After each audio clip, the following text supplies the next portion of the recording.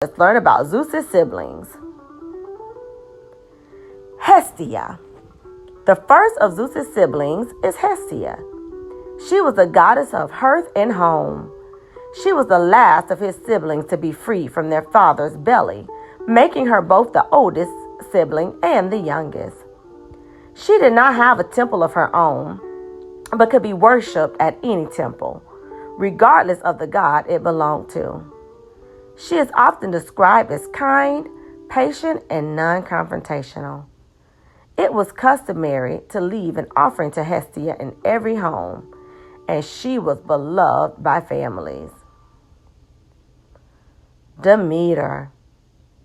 Zeus's second sister is Demeter, the goddess of agriculture, fertility, sacred law, and the harvest. She has several affairs, including one with Zeus, one with their brother Poseidon, and one with a god named Eisele. From Zeus, she bore Persephone, who went on to become her brother Hades' wife. She mourned the loss of Persephone and caused great storms until she was allowed to return to her. From then on, Persephone spent half of the year with her mother and the other half with her husband. That is what gave Persephone her association with the spring. As her mother made the flowers bloom and the snows recede to celebrate her return to her. In Greek mythology, it is said that we have autumn and winter because Demeter mourns the time her daughter spends with Hades. Hera. Hera is Zeus's sister and the goddess of marriage. As Zeus's wife, she is also the queen of Olympus. She has a reputation as a jealous and vengeful lover, and many of the stories involving her are about Hera taking her jealousy out on the mistresses and illegitimate children of her husband. She especially hated Heracles, Zeus's favorite bastard, and she raised a storm to try to drive him off course and kill him, among many other murder attempts. Even Zeus feared her. She is a formidable and scary wife to have. Zeus chose her because he considered her to be the most beautiful of his sisters, and he married her after having already seduced several women, including Demeter. Hera is often depicted with a scepter topped by a cuckoo bird, because Zeus took the form of a cuckoo and allowed himself to be captured as Hera's pet in order to seduce her. At their wedding, Hera gifted a beautiful garden of golden apples by their grandmother Gaia. Hades. Hades is perhaps best known as the villain in Disney's Hercules.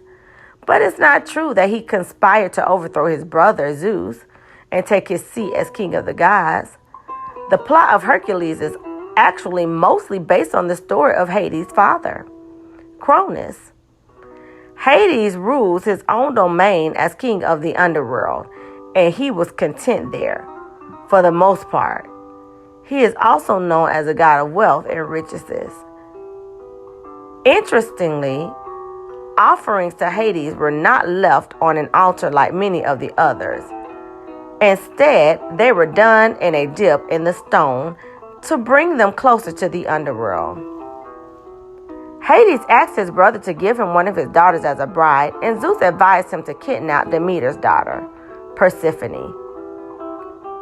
Together, they split the ground beneath her feet while Persephone was frolicking on earth, and she fell to the underworld below. There, Hades forced Persephone to marry him, and she was persuaded to eat 4 pomegranate seeds, which doomed her to return to him for 4 months of every year. Poseidon. Poseidon is Zeus's other brother. He is the god of the sea, earthquakes, drought, and of all things horses. Like the rest of Zeus's siblings, Poseidon was swallowed by their father and later freed by Zeus. He helped to defeat the Titans and took over as king of the sea. Poseidon was known to be nearly as prolific as Zeus, seducing many human women and nymphs in the form of flowing water or an animal.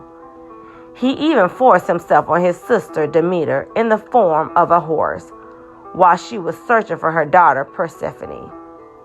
He is known as the god of horses because he created them during a competition with Athena for dominion over Athens. However, his gift was ultimately not enough to win him the city, and so Poseidon caused a great drought in his rage.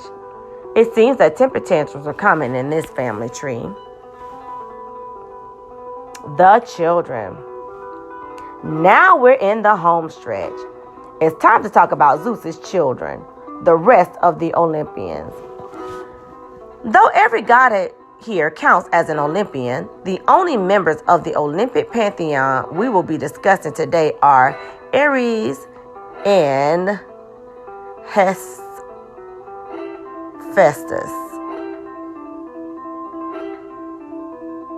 This is because the rest of the pantheon is composed of gods that were not born of Hera and Zeus, but instead were conceived by Zeus and other goddesses. However, Zeus and Hera also had several children that are not counted among the pantheon, and we will be discussing them. Ares. Ares is the first child we will be discussing. He is one of Zeus's sons with Hera. He is the god of war, battle lust, courage, and civil war. He fell in love with Aphrodite, his brother Hephaestus' wife, and he later gored Aphrodite's new flame, Adonis, in the form of a boar. He followed in his father's footsteps by being a jealous, adulterous lover. He was often humbled in his myths, as the Greeks saw him as a cautionary tale. He served as the dangerous aspects of war, while his sister Athena represented strategy and knowledge. Hebe.